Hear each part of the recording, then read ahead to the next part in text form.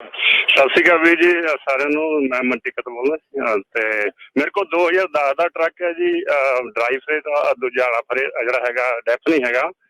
ਤੇ ਇਹਨੂੰ ਮੈंने ਚਿੱਠੀ ਪਾਈ ਆਪਣੇ ARB ਵਾਲਿਆਂ ਨੇ, ਕਹਿੰਦੇ ਤੇਰਾ ਟਰੱਕ ਦਸੰਬਰ ਤਾਈਂ ਚੱਲਣਾ, ਇਹ ਤੋਂ ਬਾਅਦ 'ਚ ਨਹੀਂ ਚੱਲਣਾ ਤੇ ਮੇ ਬੀ ਯੂ ਡਿਨਾਈਡ ਦਾ ਰਜਿਸਟ੍ਰੇਸ਼ਨ। ਮੈਂ ਗਿਆ ਸੀ ਪਿਛਲੇ ਵੀਕ ਤੇ ਮੈਨੂੰ ਨਹੀਂ ਸਾਲ ਦੀ ਦੇ ਦਿੱਤੀ, ਐਕਸਟੈਂਡ ਕਰ ਦਿੱਤੀ ਆ ਆਪਣੇ ਅਗਸਤ 23 ਤੱਕ ਜਿਹੜੀ ਦੇ ਦਿੱਤੀ ਆ। ਹੁਣ ਮੈਂ ਉਹ ਮਤਲਬ ਚਲਾ ਸਕਦਾ ਕੀ ਦਾ ਹੁਣ ਦੱਸੋ ਮੁੰਡਿਆ। ਇਹ ਤਾਂ ਹੁਣ ਜੀ ਆਈ ਡੋਂਟ ਨੋ ਕਿ ਤੁਸੀਂ ਚਲਾ ਸਕਦੇ ਕਿ ਨਹੀਂ ਚਲਾ ਸਕਦੇ। ਇਹ ਤਾਂ ਹੁਣ ਦੋਨੋਂ ਡਿਪਾਰਟਮੈਂਟ ਦੇ ਵਿੱਚ ਜਿਹੜੀ ਕੋਆਰਡੀਨੇਸ਼ਨ ਹੈ ਉਹਦੇ ਤੇ ਆ। ਜੇ ਤੁਹਾਨੂੰ ਰਜਿਸਟ੍ਰੇਸ਼ਨ ਮਿਲ ਗਈ ਹੈਗੀ ਆ ਤਾਂ ਆਬਵੀਅਸਲੀ ਤੁਹਾਡਾ ਟਰੱਕ ਵੈਲਿਡ ਹੈਗਾ, ਤੁਸੀਂ ਚਲਾ ਸਕਦੇ ਹੈਗੇ ਆ। ਪਰ ਜੇ ਹੁਣ ਤੁਹਾਨੂੰ ਰਸਤੇ 'ਚ ਕਾਰ ਰੋਕਦੀ ਆ ਤੇ ਉਹ ਚੈੱਕ ਕਰਦੀ ਆ ਤੇ ਫਿਰ ਉਹਦੇ ਜਿਹੜੀ ਆ ਉਹ ਉੱਦਾਂ ਹੋ ਸਕਦੀ, ਕਿਉਂਕਿ ਇਹਦੇ 'ਚ ਤਾਂ ਹੁਣ ਮੈਂ ਕਲੀਅਰਲੀ ਨਹੀਂ ਦੱਸ ਸਕਦਾ ਕਿਉਂਕਿ ਇੱਥੇ ਟਰੱਕ ਕਰਨ ਵਾਲੇ ਟਰੱਕ ਹੈਗੇ ਆ ਉਹ ਬੰਦ ਹੋ ਜਾਣੇ ਆ। ਪਰ ਜੇ ਤੁਹਾਡੀ ਰਜਿਸਟ੍ਰੇਸ਼ਨ ਰੀਨਿਊ ਹੋ ਗਈ ਆ then definitely you can move on. ਠੀਕ ਹੈ ਜੀ। ਇਸ ਤੋਂ ਪਹਿਲਾਂ ਮੇਰੇ ਕੋਲ ਆਪਣੇ ਰੀਫਰ ਵੀ ਪੁਰਾਣਾ ਹੁੰਦਾ ਸੀ। ਜਦੋਂ ਰੀਫਰ ਦਾ ਰੌਲਾ ਪਿਆ ਸੀ ਉਦੋਂ ਮੈਂ $10,000 ਲਾਇਆ ਸੀ ਸਟਾਕ ਤੇ। ਮੈਂ ਰੀਫਰ ਦਾ ਇੰਜਨ 2010 ਦਾ ਪਵਾਇਆ ਸੀ, ਕਿਸੇ ਨੇ ਚੈੱਕ ਨਹੀਂ ਕੀਤਾ ਜੀ। ਅਸੀਂ ਕਰਾ ਲਿਆ, ਕਈ ਬੰਦੇ ਹਜੇ ਤਾਂ ਹੀ ਚਲਾਈ ਜਾਂਦੇ ਆ ਜੀ ਤੇ ਕਿਸੇ ਨੇ ਚੈੱਕ ਨਹੀਂ ਕੀਤਾ। ਮੇਰੇ ਨਾਲ ਵੀ ਇੱਕ ਹੈਪਨ ਹੋਇਆ, ਇੱਕ ਸੁਣੀ ਸੁਣਾਈ ਗੱਲ ਹੁੰਦੀ ਆ।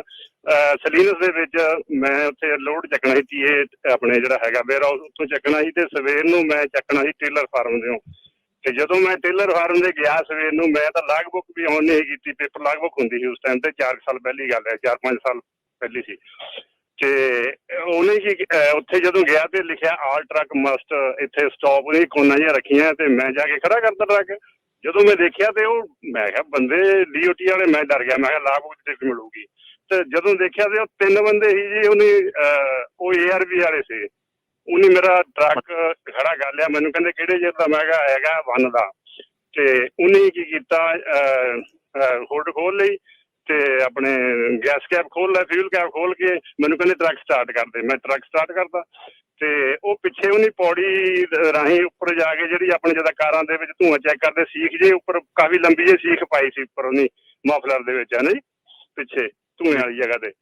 ਤੇ ਮੈਨੂੰ ਕਹਿੰਦੇ ਰੇਸ ਦੇ ਹਾਰਡਲੀ ਦੇ। ਮੈਂ ਦੇਖੀ ਗਿਆ ਵੀ ਇਹ ਕੀ ਕਰਦੇ ਆ ਤੇ ਫਿਰ ਕਹਿੰਦੇ ਹੋਰ ਦੇ ਪ੍ਰੈਸ ਕਰ। ਮੈਂ ਪ੍ਰੈਸ ਕਰੀ ਗਿਆ, ਅੜਾਟ ਕਢਾਇਆ ਜੀ ਚੰਗਾ ਟਰੱਕ ਦਾ। ਤੇ ਉਹਨੇ ਕੀ ਬਾਅਦ ਦੇ ਵਿੱਚ ਕੀਤਾ, ਓਕੇ ਕਹਿੰਦੇ ਤੇਰਾ ਟਰੱਕ ਦਸੰਬਰ ਨਾਲ ਚੱਲਣਾ। ਜਦੋਂ ਮੈਨੂੰ ਹਾਦਸਾ ਵੀ ਆਵੇ, ਮੈਨੂੰ ਦਵੜ ਚਿੱਤਾ ਆ ਗਿਆ ਕਿਉਂਕਿ ਮੇਰੇ ਕੋਲ 2 ਸੀ ਉਹਦੇ ਮਫਲਰ ਤੇ ਇੱਕ ਉੱਧਰਲਾ ਜਿਹੜਾ ਡਰਾਈਵਰ ਸਾਈਡ ਦਾ ਉਹ ਡਿਸਕਨੈਕਟ ਕੀਤਾ ਹੋਇਆ ਸੀ। ਮੈਨੂੰ ਉਸਲੇ ਯਾਦ ਆਇਆ ਬਾਅਦ ਦੇ ਵਿੱਚ ਨਾ, ਕਿਉਂਕਿ ਸੀਖ ਉਹਨੀ ਪਾਈ ਉਹਦਾ ਡਿਸਕਨੈਕਟ ਸੀ ਆਲਰੇਡੀ। ਇੱਕ ਸਿਰਫ ਸੱਜੇ ਪੈਸੇਂਜਰ ਸਾਈਡ ਦਾ ਚੱਲਦਾ ਹੈ ਜੀ। ਉਹ ਫਨੀ ਹੋਇਆ ਸਿੰਘ ਮੇਰੇ ਨਾਲ, ਮੈਂ ਕਈਆਂ ਨੂੰ ਦੱਸਿਆ, ਦੋਸਤਾਂ ਨੂੰ, ਆਪਿਆਂ ਨੂੰ। ਤੇ ਉਹਨੇ ਦੇਖਿਆ ਪਤਾ ਨਹੀਂ ਕੀ ਆ, ਛੋਟੇ ਸਟਿੱਕਰ ਲਾਤਾ ਮੇਰੇ ਟਰੱਕ ਦੀ ਰੈਸ ਤੇ, ਕਹਿੰਦੇ ਤੁਹਾਡਾ ਟਰੱਕ ਜਿਹੜਾ ਐਸੀ ਸਾਲ ਚੱਲਣਾ ਮੁੜ ਕੇ, ਕਹਿੰਦੇ ਤੁਹਾਨੂੰ ਚੇਂਜ ਕਰਨਾ ਪੈਣਾ। ਉਸ ਤੋਂ ਬਾਅਦ ਮੈਂ 2010 ਦਾ ਲਿਆ ਸੀ ਟਰੱਕ ਜੀ। ਪਤਾ ਨਹੀਂ ਕੀ ਚੈੱਕ ਕੀਤਾ ਉਹਨੇ ਜਾਂ ਬੰਦੇ ਨਿਊਜ਼ ਦੇ ਕੀ ਚੱਕਰ ਸੀ। ਉਹਨੇ ਵੀ ਕਿਹਾ ਯਾਰ ਸਟਿੱਕਰ ਮਕਾਉਣੇ, ਮਕਾਈਏ ਗਾਂ ਕਰਕੇ ਦਈਏ ਗਾਂ, ਹਨਾ ਵੀ ਫਿਰ ਕੀ ਚੈੱਕ ਕਰਦੇ ਆ, ਕਿਵੇਂ ਹੋ ਰਿਹਾ, ਇਹ ਤਾਂ ਕੰਮ ਖਰਾਬ ਹੀ ਆ, ਹਨਾ। ਸਤਿ ਸ਼੍ਰੀ ਅਕਾਲ ਭਾਜੀ, ਮੈਂ ਕੁਲਦੀਪ ਸਿੰਘ ਬੋਲ ਰਿਹਾ। ਮੈਂ LA ਨੂੰ ਜਾ ਰਿਹਾ ਵਾਂ। 5 ਸਾਊਥ ਜਿਹੜੀ ਆ ਉਹ ਖੁੱਲ ਚੁੱਕੀ ਹੈ, ਇੱਕ ਲਾਈਨ ਬੰਦ ਕੀਤੀ ਆ। 5 ਨਾਰਥ ਜਿਹੜੀ ਕਾਸਟਿਕ ਤੋਂ, ਉਹ 5 ਨਾਰਥ ਨੂੰ ਸਲੋ ਚੱਲ ਰਹੀ ਆ ਪਰ ਖੁੱਲ ਗਈ ਆਲਰੇਡੀ ਜੀ। ਸੋ ਮਤਲਬ ਕੰਮ ਤੁਰ ਪਿਆ ਹੈ, ਇਹ ਰੀਸੈਂਟਲੀ ਖੁੱਲੀ ਹੈ ਜੀ?